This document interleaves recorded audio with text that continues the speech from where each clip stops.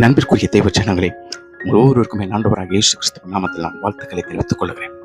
இப்பொழுது உங்களுடைய இருதயத்தில் ஒருவேளை நீங்கள் இப்படி நினைத்துக் கொண்டிருக்கிறீர்களா? தேவன் என்னை விட்டு விலகிவிட்டாரா? அவருடைய பிரசன்னத்தை என்னால் உணர முடியவில்லை. என் ஜெபம் கேட்கப்படவில்லை.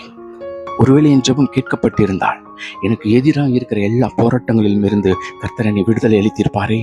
வேத புத்தகத்திலே எத்தனை சாட்சிகள் இருக்கிறது. ஏன் என்னுடைய வாழ்க்கையிலே மாத்திரம் சாட்சிகள் கிடைக்கவில்லை? ஏன் எனக்கு விடுதலை இல்லை?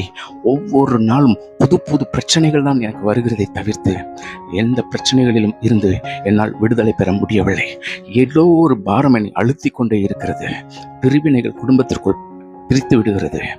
எந்த ஒரு நிம்மதியும் இல்லாமல் இருக்கிறேன் என்று நீங்கள் சிந்தித்துக் கொண்டிருப்பீர்கள் என்றால் இந்த செய்தியை கர்த்தர் உங்களுக்கு தான் கொடுக்கிறார்.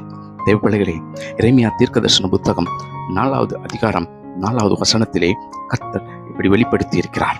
தீர்க்கதரிசியை கொண்டு, யூதா மனுஷரே, எருசலேமின் குடிகளே, உங்கள் கிரியைகளுடைய பொல்லாப்பின் நிமித்தம் என் உக்கிரம் எரியாதபடிக்கு நீங்கள் கர்த்தருக்கென்று உங்களை விருத்த சேதனம் பண்ணி உங்கள் இருதயத்தின் நுனித்தோலை நீக்கி போடுங்கள் என்று கர்த்தர் சொல்லுகிறார். தீர்க்கதரிசியை கொண்டு தேவன் இப்பொழுது உங்களுக்கும் அதை தான் சொல்லுகிறார். என் உக்கிரம் அக்னியை போல எரியாதபடிக்கு, அது உன்னை அழித்து விடாதபடிக்கு, உன்னுடைய பொல்லாப்பில் இருந்து, உன்னுடைய பொல்லாத இருதய சிந்தைகளில் இருந்து நீ விலகிட உன் இருதயத்தின் நுனித்தோலை சுத்திகரி என்று கர்த்தர் சொல்லுகிறார். அப்படி என்றால் என்ன? அவர் சரீர ரீதியான சுண்ணத்தை குறித்து அவர் பேசவில்லை. சரீர ரீதியான கிரியைகளை குறித்து பேசவில்லை.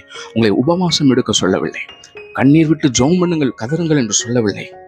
ஊராய் சுத்தி பண்ணுங்க, கோயில் கோயிலாய் போங்கள் என்று சொல்லவில்லை. மாறாக கர்த்தர் என்ன சொல்லுகிறார்?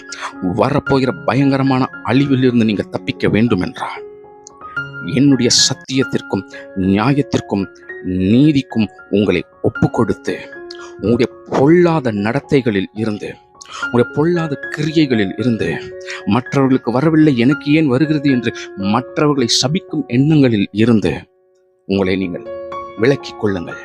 உங்கள் இருதயம் என்னும் நுனித்தோலை அறுத்து போடுங்கள் என்று சொல்லுகிறார். இருதயத்தில் உள்ள அந்த நுனித்தோல் தீமையான எண்ணங்கள், தீமைகள், அந்த தீமையான காரியங்கள் எல்லாம் வேறு கொண்டு இருக்கிறபடினாலே அந்த நுனித்தோலை அந்த வேறு எடுத்து போடு என்று கர்த்தர் சொல்லுகிறார். அது நிமித்தமாக தான் தேவனுடைய கோபத்தை நீங்கள் பார்த்து கொண்டிருக்கிறீர்கள். உங்களுடைய ஜெபம் ஏறெடுக்கப்படாதபடி இருக்கிறது.